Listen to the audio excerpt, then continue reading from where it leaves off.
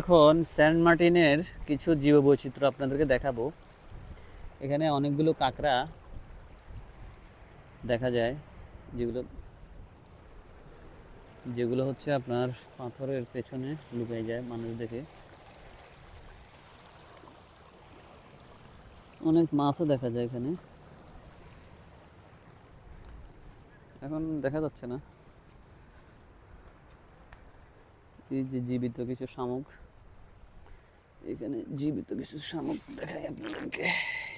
এই যে এটা জীবিত শামুক, এই যে দেখছেন জীবিত,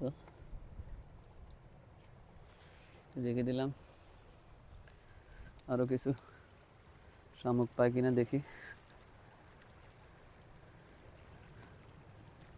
এখানে অনেকগুলো মাছ দেখা যাচ্ছে, দেখছেন এই যে মাছ, এগুলোকে বলে চিরিং মাছ।